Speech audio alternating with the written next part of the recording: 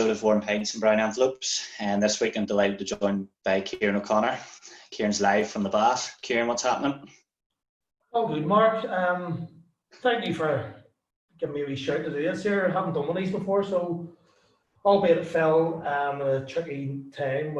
We have a Monday night baths, once a week, and I was playing out the back with the kids. Yeah. We're playing Irish Cup semi-final. The two boys were the Glens and I was Cliftonville, but got in. So the Reds are in the final, and my wife had won the bath, so I didn't want to waste the water. I forgot, and then I knew you were coming on, so I had no time to take these off. But I am also, to be fair, big Eamon McCarthy, the crew manager in Rowan's Canal and the Saucy. I'm going back up on Thursday night to start training, so I was wearing my boots in the bath as well, so I'm sort of breaking these in. Happy day. Yeah, so my socks and everything on, I'll be alright. That's good. Paddy says you'll maybe get a job or a game in his reserve team. No, I'm just going to train to get out of the house for a night. Paddy's done brilliant. Fair play to him. So it's coming through there, so please. Good lad. So before we get started then, predictions for the night. Obviously, Cliftonville win. 3-1 Cliftonville. Gormley 2, turn, and Cricky Gallagher will probably match one. He's my cousin, so I think he might not have to give him one. And hopefully the Reds actually sign him in the new season. He's a good player.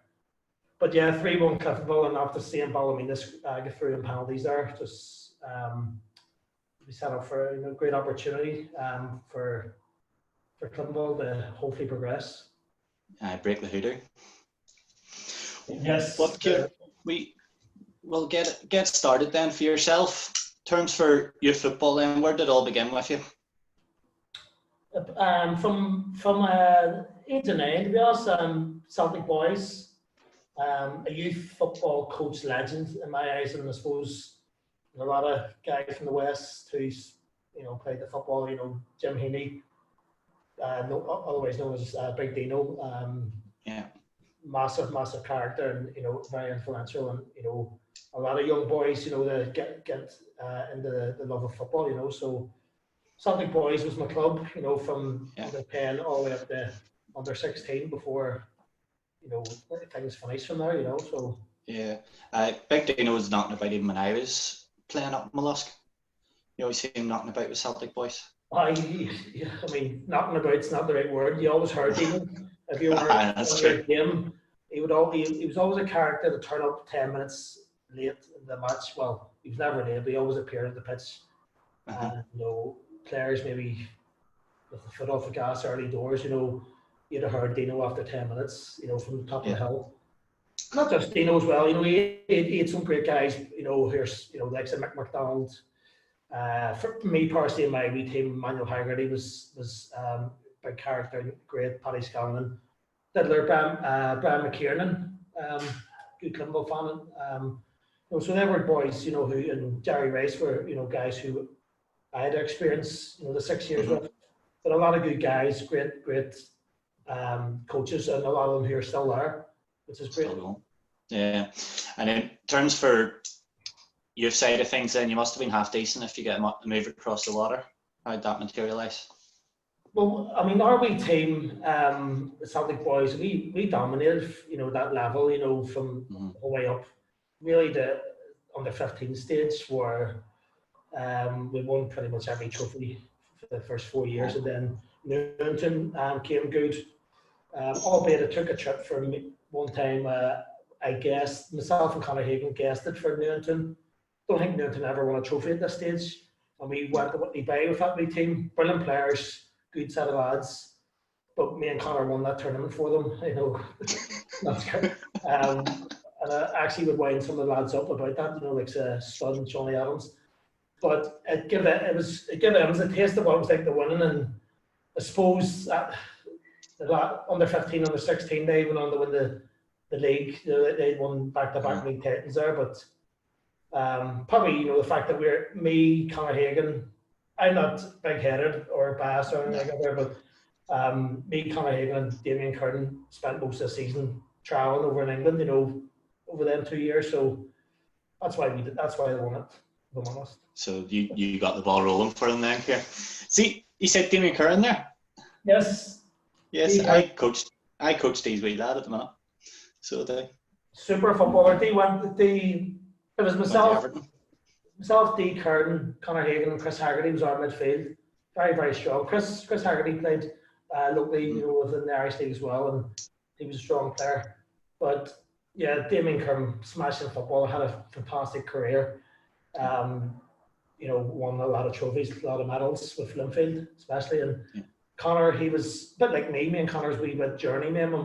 Conor went to Wolves, Dee went to Everton, I went to Bolton, and didn't work out. Didn't make the grade. Wasn't good enough. So we came back, and I think Dee went to Newry when he first came back. Yeah, I'm near sure.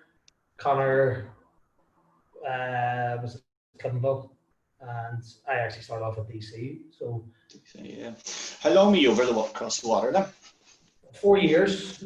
From right. Yeah, 4 years. What age did you go over at? Just turning 6. Well, I was 15.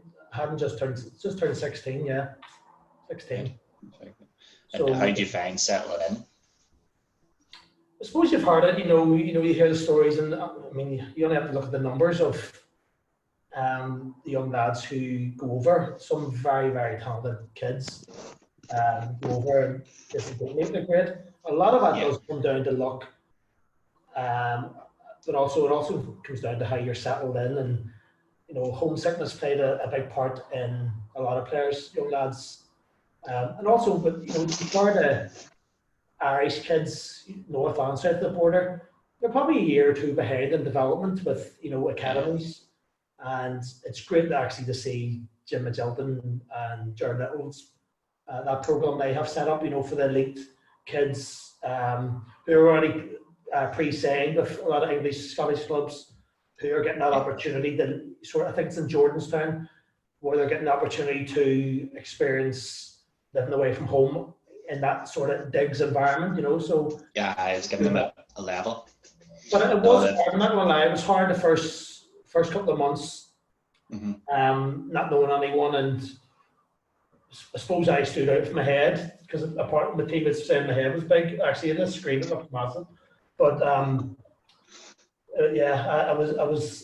struggled the first month or two, and after that period of time, things started to settle. I was very, very thankful and fortunate to had two amazing landlord and landladies. Don't like calling them that because they're still very, very much close and still in my life. Arian and Malcolm, their names was. So I'd still be in regular contact all these years later and still would visit. So they helped me settle in, and they were like mother and father figures to me, and having that there was important. And then I suppose the teammates, the youth team that I played in and the reserves, we were all very, very close lads. Eventually, we all, albeit we were a wee bit behind in terms of development. We were an under-17 side that was playing in an under-19 league in the FA Premier Academy League. So yeah, we were way behind, and we were getting a lot of hinds, a lot of suffering a lot of losses. But there was still a lot of good to come out of it. I mean, we were probably the best in England at organising a night out on a Saturday night. So, which is strange, I suppose, to hear. Looking back now, for the opportunity you had, and some of the antics you used to go up to drinking. I never drank alcohol in my life until I went to England. It was just one of them things where you fell into, and you were living in digs, but you spent a lot of time in each other's pockets. You were finished by 1 o'clock in the afternoon. If it was bowling, the cinema, there's only so much that downtime you could do, and then you were going back to your rooms. So I think it was inevitable that we were going to test the water with something different. And unfortunately, being in that environment, it was too easy to go in for a night out on Saturday night and almost forgetting why you were there. And plus, being Irish, and I mean, a couple of my friends and close friends still, were over there at the time. Noel Kerrigan and Kevin Truman, it was nicknamed, he's known as Shorty, but Mickey McCleave was there. So it was, there's a lot of Irish ones there, and Irish ones that come over with me and Scottish ones, and we're all like drinking partners, you know. So you took your eye off football, you know, and things just didn't materialise, and you know you showed snippets of what you could offer, but in theory, it just wasn't good enough, you know. And I wasn't dedicated enough. I was at the time when I first went over there, but it just didn't work out in the end, you know. So so terms for, you're obviously there from 16 or that, did you get much interaction with any of the first team boys or anything like that, or yes, you'd have trained, well certainly you'd have trained most Fridays, you know. When you were in the reserves, you were sort of like a Burton's dummy playing against them, you know. You know, all the stiffs, as we were called, you know, would have been just 11v11, while Sam Allardyce or when I first remember Colin Todd, he would have had you just playing 11v11, you know, for the shape for the first team. So yeah, that's how it worked out at the start. Yeah, my dog's just coming, he's doing my head in. But yeah, you'd have played against, you know, when I was there, you know, there was Dean Holdsworth, Peter Beardsley, Edgar Johnson, stuff like players like that. And then before all the foreigners started to arrive, George AF and stuff like that, they're all the big personalities. Were you there at that same time? I was on the way out, like, but I was on I managed to get a wee night or two out, you know. I suppose uninvited, but I was still there, like. And a night out on Saturdays, you know. But other than that, you were just sort of used in tactical reasons for when the first team had set up, you know. But no, I didn't get close to the first team. I think, you know, the best I would have been appearing for the, you know, the reserves. And if you're lucky enough, you'd have played against, or certainly with some of the more senior pros, it was coming back from injury or loss of form or out of favour. Yeah. So. Okay. So overall experience of the full time then, drinking side was great, but the football, all right. I mean, great opportunity. I'm very thankful. I wouldn't change it for the world. You know, I was offered an opportunity. I was all right. That wasn't brilliant. You know, I was very fit and, you know, could get up and down the pitch and a wee bit like a head in a chicken, if I'm honest, run the boat. But I could the odd time you would get in the box, maybe not a goal, or, you know, but I suppose my fitness held me in good stead, and but it was that's not enough. You need, you know, there's some very, very talented players, you know, who were there who never made it, you know, way better than me. Even back here in Ireland, were boys who never made the grade, you know, in terms of what I mean, make the grade, even the opportunity even for a trial, you know. Yeah, 100%. I wouldn't change it for the world, you know. I had an opportunity, I didn't take it, I wasn't good enough, but I met many amazing people and amazing friends who, matter of fact, that squad of players who I played with in England for them 3 or 4 years, we all had a reunion there in February in Bolton, you know, so there was 25 of us all met up for the weekend, Burton time, you know, so we're all still in contact, you know, which is good, you know, so I wouldn't change it for the world. Right. And then terms for, and you do come back home and you sign with DC then, you were saying? When I left Bolton, I don't even know why I had an agent, but I had it. Sometimes, you know, you're about to change you know, when players are, you know, there's talk that they're getting released, whatever, you know, so there's a couple of agents sniffing about. I don't know how it came about, but I had an agent anyway. He got me a couple of trials down Plymouth, down the bottom of England. I went to Halifax on trial. I went to Bury on trial. Bury was actually probably one of the better. Me and Conor Hagan went for the whole summer. We actually done really well, but then Andy Priest, the manager, got sacked. So that was over. So, truth be told, in the end, I actually started missing my nightlife with my friends in Bolton, the lads in Bolton. And I remember going on trial with Plymouth.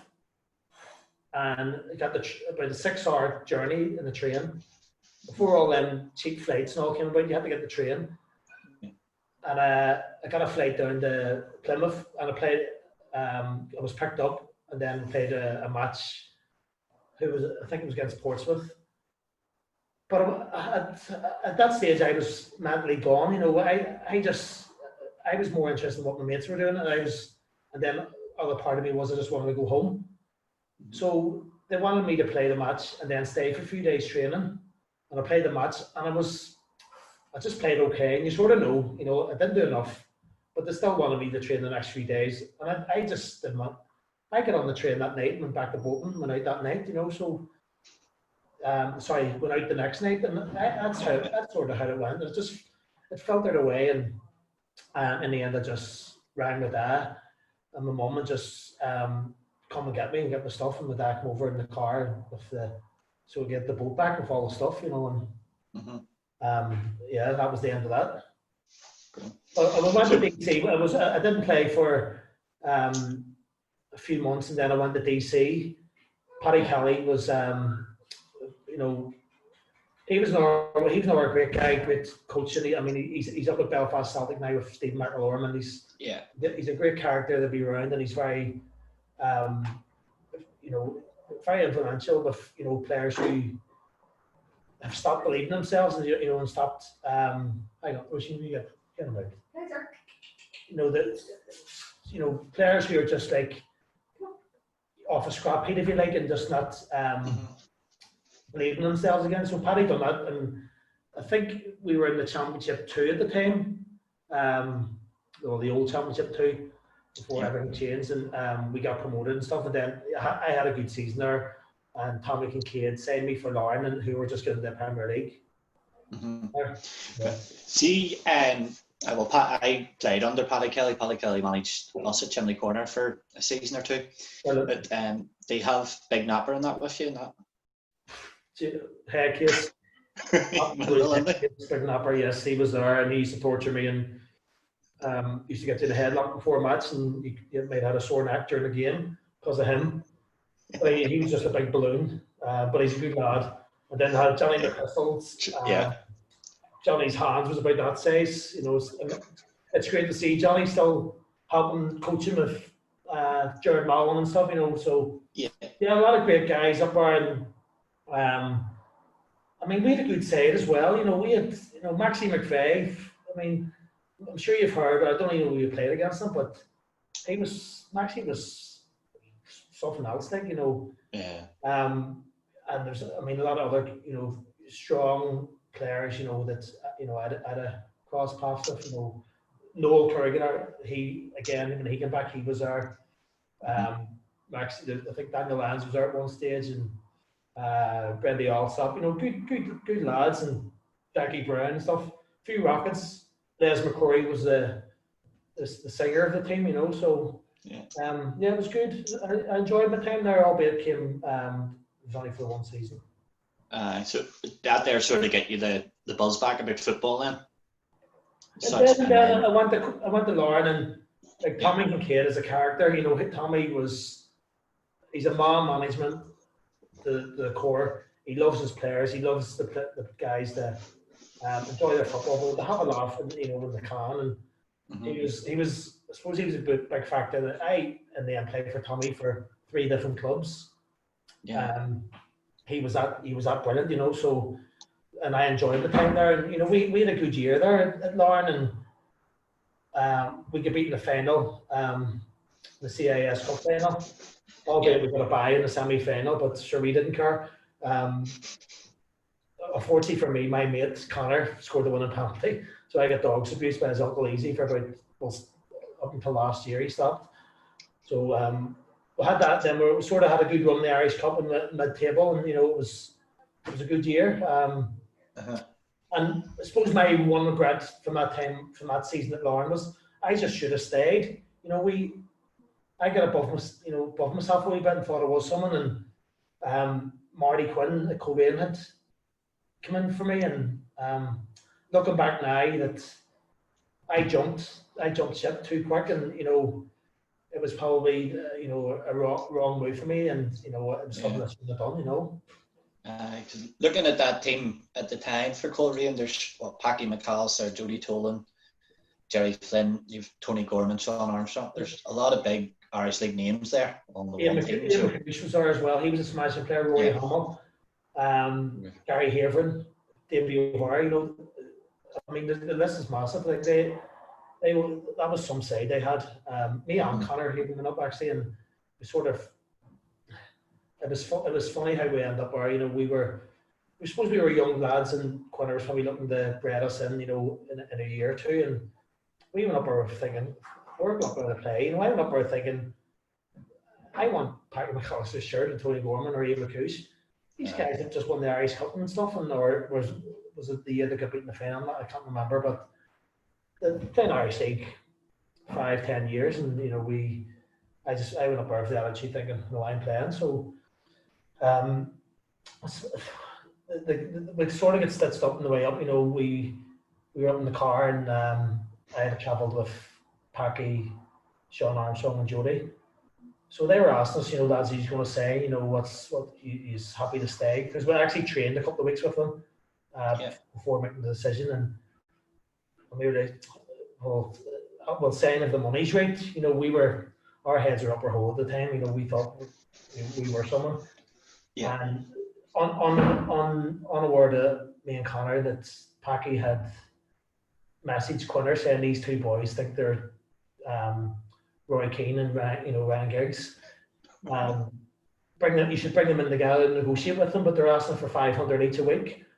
And you know, we were like, who do we think we are? You know, so Quinner had that's just up. Basically, we went into normally you negotiate with the players or the manager, you know, by yourself, but he called us in together, and Quinner says, so lads, I want you to say, you know, he's happy enough for the terms. Says, well, what is the terms? And I think it was like 130, 140 a week, and we were like, no, we want 500 each. And Quinner just turned around and says this, saying that form now for knock your bollocks. And so we just say that we were very happy to say, and I suppose in the end, it was we spent a lot of time on the bench, the odd appearance and stuff. And looking back now, you know, Packy was top of his game. He was a massive player, you know, as the players had named, you know, and it was probably wrong timing. And I don't think we were at that level, you know, certainly in the Irish League level, you know, knocking the goals consistent as, you know. What was Packy like in the changing room in that then as a captain, beating the walls down? Madman. Yeah. He's a lunatic. But I mean, he does have a nice side of him as well, you know. But he's a warrior, you know. He's just old school winner. He would choke you right and quick. Actually, seen him and Quinn had choked each other quite a lot. Like certainly when I was up there, had each other in a few headlocks. I actually remember coming on playing against Ards one time, and I'm not a great tackler, so I was very late on an Ards player. And then at half time we went in, and Marty just lit on me, saying he called me a card. Actually, I was a cards tackle. None of my players tackled like that there. He was going for me, like, and Packy stuck up for me, and you know, in the end, them two ended up punched the head of each other, and I just got a shower. Yeah, so that's how it went. Brilliant. And then in terms of there's next thing is going to move on. There was like Marty Quinn then that you've just touched on it a bit, that he gave you a roasting or anything like that, but you ran away. Marty was good. He was good. Marty liked, you know, the young players that we had there, myself, Connor, and one or two others who was coming through. But the theory was we just didn't have patience, you know, and in the end, that's it. I had asked him about just going on loan and stuff, and that's when Tommy Kincaid had left Laura, and he went to Glenavon, so I ended up getting a wee stint down there on loan with Glenavon and we won promotion and relegated Crusaders, won the Mid-Ulster Cup, the Ballback Cliff, it's easy for me to say, and the intermediate, and then I was delighted. I was like, I'm going to stay and sign here, and I signed permanently. And Tommy gets sacked after winning 4 trophies. And awful, still this thing where it goes about. But Colin Malone came in, and without even kicking the ball, he didn't fancy me, and he put me on the transfer list. which I suppose that I had a lot of clubs like, so this is probably this, certainly the start of how things were going for me. A couple of bad decisions, but some things out of my control. It was probably the best thing happened to me because I went to Armagh City under Gary McKinstry on loan. Yeah, it's probably one of the best seasons I've ever had as playing football, and on the pitch and also off the pitch, just enjoying. Gary McKinstry, he was a super different striker himself in his day. I don't know whether you remember him, but he just wanted to attack all the time, and I was attacking midfielder. Suited me their ground. I think I scored 14 or 15 for them that year in the Premier League with a good cup run. We stayed in the Premier League. It was a good year, and again, in hindsight, should have stayed a wee bit longer maybe, but when Cliftonville, that's when Cliftonville came in for me then at that stage, Eddie Patterson, and I was never going to say no. If it was anyone else, I actually spoke to Ballymena as well, and I said no, but the fact that it was Cliftonville, and it was an easy decision, and boyhood club. Yeah. Just before going on to the Cliftonville side, at the Armagh team, you had Chris Walker in it as well, didn't you? Big Chris, I travelled with Chris. Absolute gentleman, worst hairstyle ever, but you get banter with him, and he was some crack. Yeah. Travelled every week. Me, him, and Ivor McGugan, the coach. They actually looked like each other, to be fair, but we some very good players up there as well. Some boys, ex Duncannon Swift players. Armagh City had we just saying Shay Campbell was there. Shay has about 200 clubs more than me, but Shay had a good year that year as well, So Chris was brilliant to play with. He was very good in the change room on the pitch. I suppose he was a big reason why we were able to compete a wee bit better and certainly believe yourself. But a lot of that was down to Gary McKinstry. Good footballing brain, good footballing man, and great at motivating players, and he got the best out of, if I'm honest, a lot of us were just an average bunch, but camaraderie was the key there, and it was a good year. Right. And then you did say then Cliftonville came in, so Eddie Patterson manager at that time, was it? Eddie was the manager, Brazzy and Big Chew was Brazzy assistant, and Chew his assistant as well. Yeah. So looking into then, you first game was Europe. You went on, scored at Windsor. Done the research here, Kieran. I'm not. Yeah. I suppose it was mad, when Cliftonville had, and they've went on to have even better sides, in the championship winning sides. But when I was there, you had the Scannell brothers, Holland brothers, Sean Friars, Francie Murphy, Big Sweeney, O'Hara, McAlinden, Fleming, John Connolly, and obviously the main boys who I have mentioned there, who were massive. The Cliftonville's achievements was Janty, Jordy, Catney, certainly at the start, So, and then you had players coming through like Kieran Codwell, who was a smashing player. But it was surreal for me, because Conor Downey had just left to go to Linfield, and he was a super player, and I was totally different sort of player. Cliftonville, I just hit the box. I was again a headless chicken. Janty, as you've seen for the last number of years, dictated a lot of football matches. Middle of park, and with Francie Murphy and Georgie or Sean Friars out wide.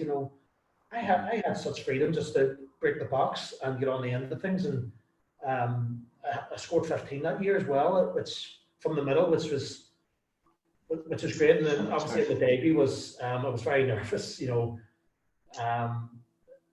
going in. I've never played a European game, so it was amazing to score on my debut, and albeit we should have won the game, but one each, taking it over the second leg, and then Marky Hollins, became a legend, scoring the winning goal over there in a 1-0 victory. So to be part of the first ever Cliftonville side, that will never go away. And it's a nice feeling to have to score in Europe, and I like to remind people about that, and you know, and obviously being part of the Cliftonville side, it was the first team to win in Europe, you know, which was great, you know. So good times. For the first team in Europe, was it a good party after that night then? The maddest bus journey of my life. It was the Dinaburg was like a 4-hour journey from Riga, where you had to fly into. Mm-hmm. So we had buses. I mean, honestly, the bus we were on, and the bus driver was a maniac. He's the only actually. There's only one bus driver worse than him, Stevie Matthews, but he was the worst bus driver I've ever experienced in my life. How we didn't crash and die is beyond me. But on the way back anyway, we Jared Lawler had got asked the bus to, you know, to pull over, you know. So the memories of that final whistle, you know, going from the ground, from seeing, I have to point out, Freddie Jardine, Cliftonville legend, you know, in tears, and being a new player, not really recognising as much as that there, you know, and until I got to know Freddie a lot better, you know, over the years, but seeing, you know, Freddie in tears, and you know, you had obviously the coaching staff, and obviously some of them not with us, no, Tommy Breslin and Benny Lynch, and you know, some amazing people who were, you know, around the club at that stage, you know, and getting on the bus, boys celebrating, hugging, crying, whatever, and some of the fans who'd made it out there, you know, and wives and girlfriends who'd went. My wife actually had went as well, so it was amazing to be part of that. And then the bus journey, it was just the players and the coaching staff, and Jared Lawler, he had offered us a bonus of a win in Europe, and we had this agreed bonus fee, but then he bought the whole off license, you know, on the way back. I think turned out to be part of our bonus, but yeah, we went into this ghost town. It was something like something out of the movies, and there was about 10 people who lived there, and there's some girl in the off license. I'll never forget it, and we actually cleaned the whole off license out, and she's probably living in the mansion now in Dinaburg. But she that journey, it was roasting hot. It was about 25, 30 degree heat, no air conditioning on the bus. And we were also sitting in our trunks, drinking like fuck, you know, and it was celebrating, sing song, and you know, there was not even a toilet on the bus, so you had to just down your glass and then piss in the cup. Yeah. So it was one of them mad experiences, and one thing I'll never forget. I think it was absolutely best trip I've ever been involved with. Yeah. See that trip and that happening so early in your time at Cliftonville, did that help settle you in there? I think so. Well, I sort of knew some of the lads anyway, and you know, I was friends with Barry Johnson, and I grew up with Johnny in West Belfast, and obviously I knew the likes of Georgie and Ryan Catley. But it did, you know, it was such a highlight that it sort of, I mean, even any things he didn't do too well in a few games afterwards, you know, you'd have been forgiven really quick, because we created a bit of history, and it did, you know, straight away the camaraderie from that trip. You know, everyone just hit it off, and certainly when I had joined, you know, that's something I had noticed, how amazing the camaraderie and the togetherness, and that was a big factor then, you know, you could really appreciate that. Good. So basically the ways was starting to move really for Cliftonville. Something was going to, you looked like you're on the edge of win the league or something like that. So your first season, you just fell short. You were top with 5-6 games to go. Yeah, I mean, we didn't have a big squad. You know, see that Olympic side that year, they were unbelievable. I mean, even looking back now, the fact that given the size of squad we have, how we pushed them, but fell short in the final hurdle. But I think we were top by a few points with 5 or 6 games to go at the split. Yeah. And the Satanta Cup had sort of hindered us as well. We were playing a dead rubber game in around Easter time against Dungannon Swifts, and us and Dungannon came 3rd and 4th in the group of Cork and Drogheda. So obviously we were out. And it was a game where probably best, at the time, given that we were doing the tricky fixtures over the Easter period and running, and probably best just to rest a lot of players. A lot of players had played majority of the games, if not all the games, and were sort of running a wee bit on empty. And it was just a game that stood out for me that maybe we might have, as a team, or certainly the coaching staff's decision that on that occasion should have been just to go for the kids or the guys who hadn't been playing and stuff. So I think in the end, a few boys got injured from the game. It was a nil-each draw, and then we went into that weekend and we lost one or two players through injury or fatigue or whatever, and things just spiraled, and then the wheels fell off basically. And I think we finished third. But I mean, to not lose a game in the league till March, if the small squad that we had, and we'd won the County Antrim Shield that year also, and then we lost the Irish Cup semi-final to Linfield as well that year, and it was just them few days or weeks over that time was just probably our bad patch at the wrong time, and but no complaints. That Linfield side, as I say, with the Cliftonville Championship winning side, probably the two best sides I've seen play, Irish League. The Spike Ferguson, Big Mac Reevy, Peter Thompson, and and obviously the Cliftonville Championship double side. So no, it was just running out of steam, and but it was a good journey. It was a good year as well. Yeah. Okay. And in terms of working with Eddie Patterson, then, is he a similar mould to what Marty Quinn was, just a bit rough and ready and tell you how it is? Yeah. Or what's he like? Eddie's a fantastic coach. Knows his stuff. He's technically, and his drills, and a very, can't complain and stuff. And but he did have his moments. Eddie be first to admit it. Players have off days, coaches can have off days or weeks, whatever. And things turned a wee bit for him, and without knowing the full ins and outs of politics, that that we had just our team was sort of.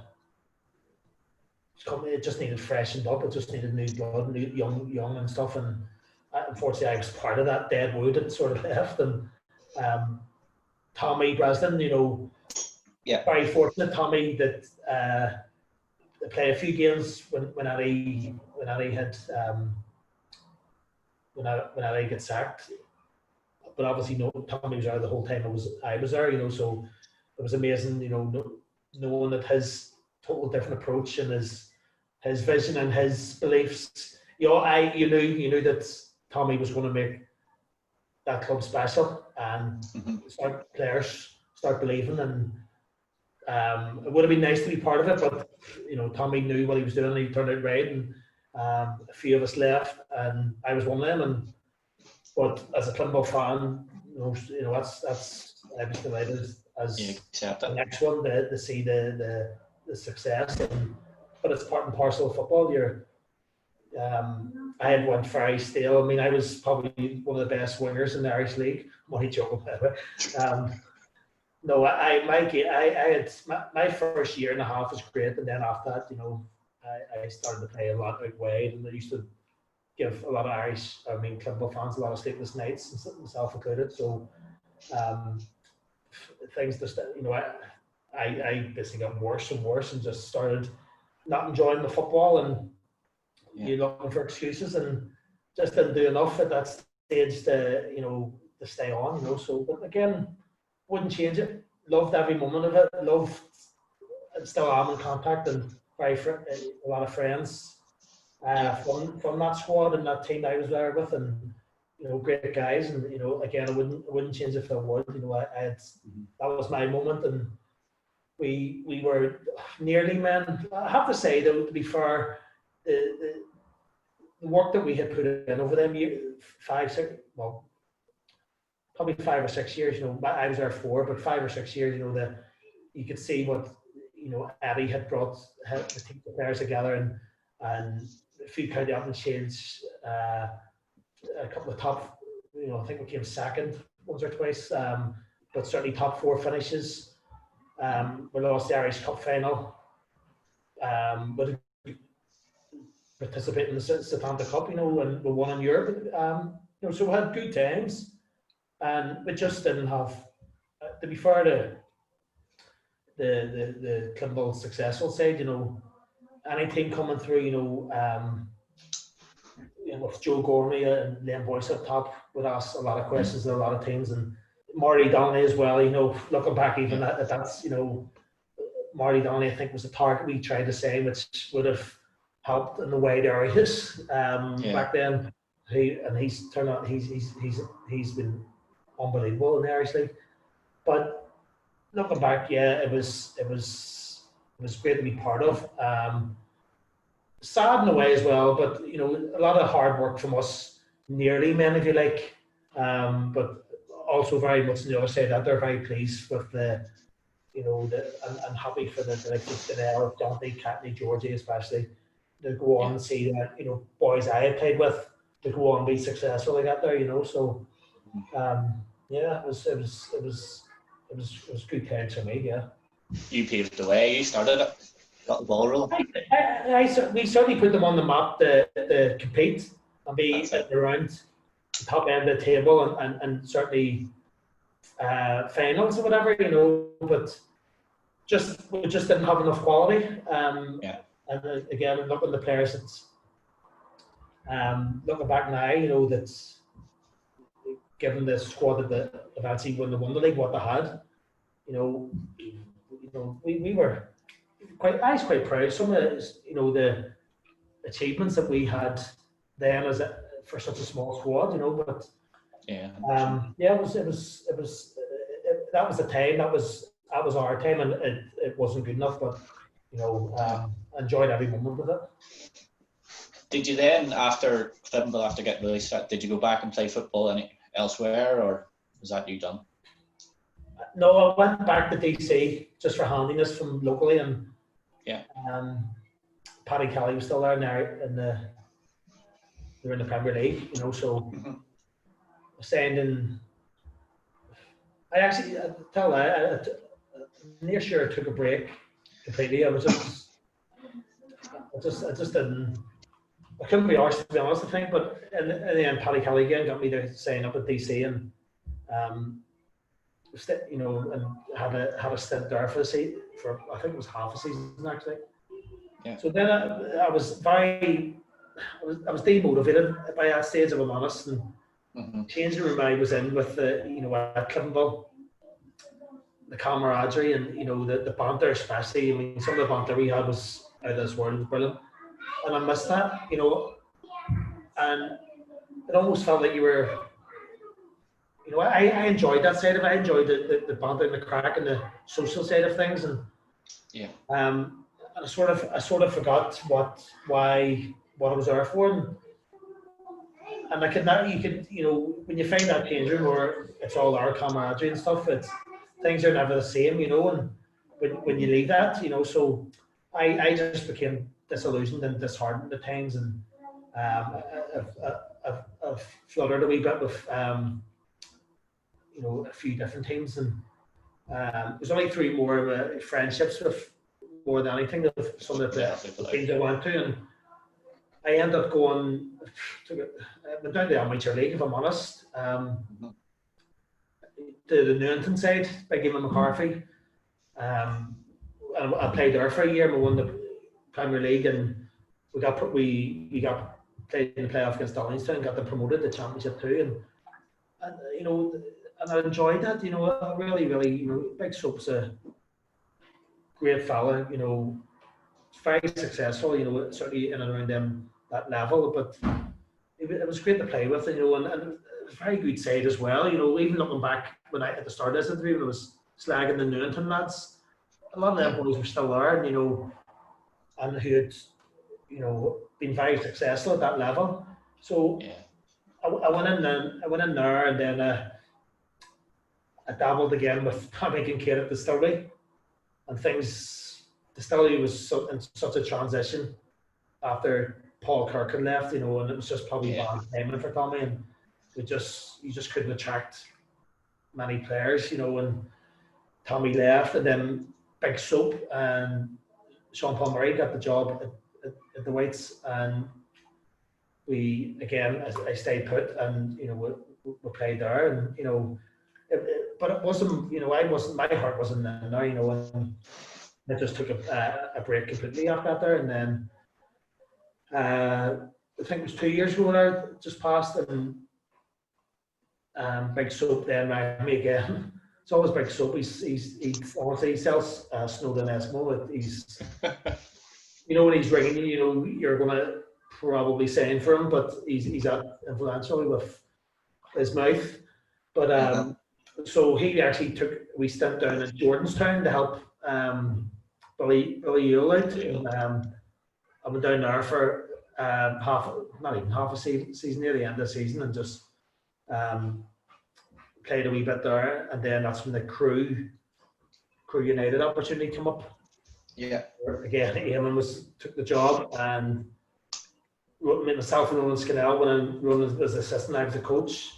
So it was nice to go up and do that there and get involved in that. And I was sort of player coach, playing the odd game or two. Should have played more because I was better than most of them, and I'll tell you that. But I didn't. And just being on that other side of the thing, the coach, I sort of at times I struggle with it. At times I just want to be the player. Then the other side of the coin, I enjoyed, the likes of having a go at Stephen Brown because his touch was shocking. But yeah, it was something. I was still getting mixed emotions because I knew physically if I give him I still wanted to play. And when you're giving up your time to go, it's Tuesday, Thursday, Saturdays, and you knew physically you could probably still, So I was getting a wee bit disheartened, and then with my own personal commitments and work and stuff, yeah, things were getting in the way, and then just after going with Eamon and with Ronan, I actually convinced Ronan Scannell, also known as Victor Meldrew.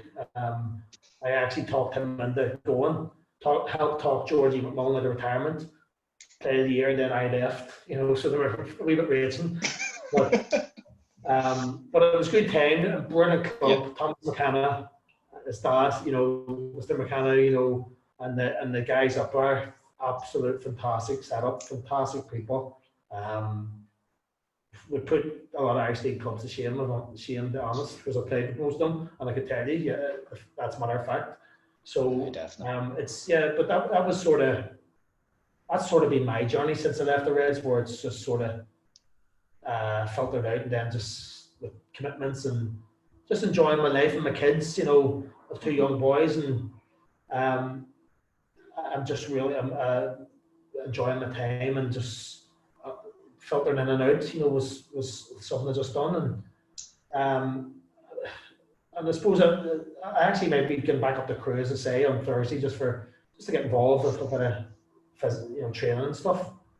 So you do miss it at times, but I, personally, I didn't, miss the whole daily or weekly sort of things where you're, especially when you're in a sort of coaching environment where things are so different, and you're sort of, how managers do that on a daily basis. They're like social workers, and I do social work, and I know how lads take things thick, and and how they struggle, and want to play all the time, and you have to give reasons, So that wasn't for me. So, but again, I've met a lot of good people. I've played for a lot of good coaches. I've met a lot of good friends along the way, and again, I've no regrets. Right. Turns out we'll just knock on to a few final questions here for you, Kieran. What's your funniest moment in football? Well, the funniest moment, again, was probably the start. I mean, I couldn't remember most of them. There's been a lot. I mean, I'm sure people could tell you a lot that maybe I didn't think about, but yeah. I was always remembered. It was actually the second European game, so at the very start of the McClimble time, when we beat Dienenberg, and we were drew against Ghent of Belgium. So our first away leg was the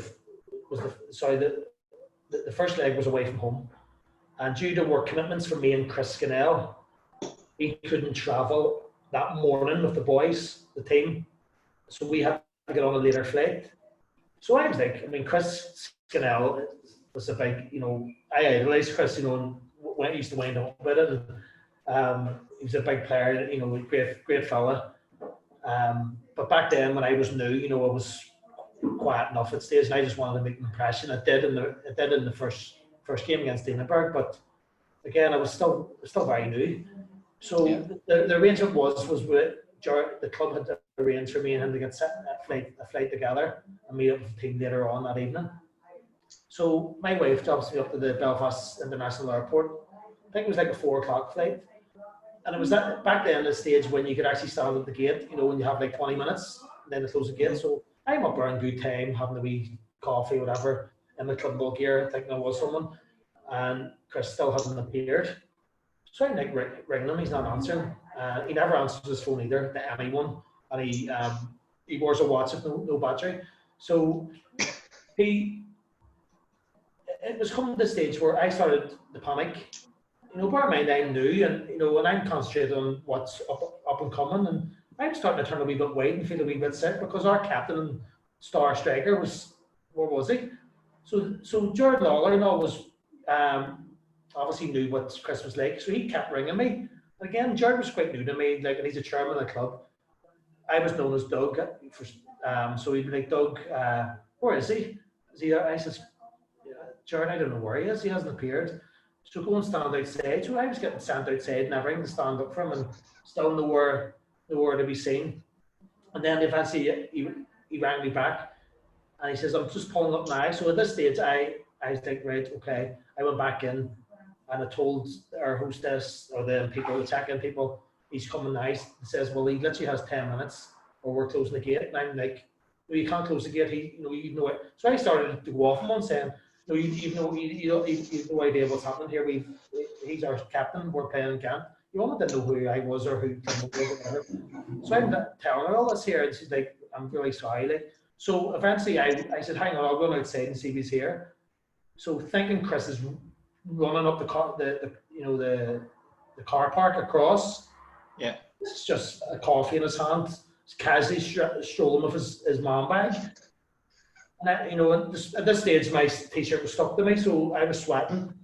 Jared was ringing me, and he walked, you all right, Doug? You don't look well, you okay? All this here. And I'm like, I couldn't speak the whole flight. I actually blanked him the whole way over until we got there. But we became friends after that there, so that was probably a clean, funny moment, which I wouldn't want to share any other funny moments like, but probably that's all of them. In terms of yourself there, who would you say been the toughest player you come up against in the Irish League? Just physically, Mark Glendenning or Glenn Ferguson. Technically, toughest opponent probably would have been the two Linfield lads. The one Paul McRavey, Big Mackers, super player. Called it. So yeah, unbelievable. Mackers all great. The look at Mackers, you wouldn't think he could, get up and down as well as he could. Oh my God, he was brilliant. But he loved that one round the corner. You think, and I could run and close people down. But you couldn't get near Mackers. He was just, and then when they were playing off Spike and Peter Thompson, it was just, yeah, he was tough. I always found he was a tough player. Good. And then best player you played with? Well, I suppose a couple of years in England when I came through the ranks of Kevin Nolan, who went on to have a brilliant career with 1M, with being a Newcastle man. He would have been in our youth team and reserve team. Then he went on to better things where the rest of us went to the pub. But back home here, I could name a few, standout players for me would have been Georgie McMullen, who could play anywhere. Jared McMahon, when I was at Glenavon, unbelievable. Albeit, with injuries and come to the end of his career, but you could see why Spurs paid $100,000 for him. And technically ones where I enjoy playing with Fran Murphy, Sean Friars, Stephen Carson. But there's quite a lot but they were the standout players, and obviously more physical one or two players would have been Jonty and Katz, who I enjoyed playing with. But the best, I probably knew about 10 there, but Georgie and Jared McMahon. Perfect. Just to end up then, any bust ups you can share from a change room? We were playing Bolton. I don't even know if it was the Irish Cup game or a league game. I think it was a league game. I can't even remember what actually happened, but we came in half time, we were getting beat, and next thing Eddie Patterson started having to go with John Connolly. John Connolly, by the way, Liam, so John Connolly number 1, Liam Fleming number 2, Rowan Scannell number 3. 3 of the grumpiest bastards, Victor Meldrew group ever you would meet in your life. You used to have, the 3 of them had towels, because if the floor would have been cold, so they want cold feet to put them in bad form. So we all used to avoid them like the plague, because there were 3 madmen. But anyway, that game came in at half time, and Eddie started having to go with John Connolly for the goal we conceded. And then I was confused, because it was I think it was Big Davey McWilliam's fault. Big Davey just sat there. But then we ended up close ahead of each other. We had to break it up, and it was just like, what was that all about? And it was probably that there where it was probably the most standout one, where they just few fisticuffs. But that happens in clubs and happens in the training ground. But it was actually funny. We were all laughing, to be honest, and but that was probably the standout one of a bust up. A funnier bust up, I should have mentioned. Not so much as a bust up, it was just like, it felt like a wind up when we were playing Cork City in Stanley Cup, and then some side, and they absolutely battered us. They only beat us 2-0, but it should have been 22. And we came in at half time, 2-0 down, and Eddie was going berserk at us. But we couldn't get out of our half. They were that good. We couldn't breathe. And he was going off, and we all just started laughing at Eddie. Just started laughing at him. And in the end, he just let it go, and it was just one of them times. So they were probably funniest stroke mad times and bust up times that I can remember. But there's been so many. I would have to ring someone to remind me. So. There's a lot ahead here, but it's empty for her. Perfect. Kieran, we'll call it a night there, mate. So thanks very much for coming on. No problem. I hope your guests don't mind, standing in the bath, with the gear on. Not a problem. So, thanks very much, mate, and up the Reds tonight. Let's see it. Yes, enjoy your game, mate. Yes, mate. Take it easy.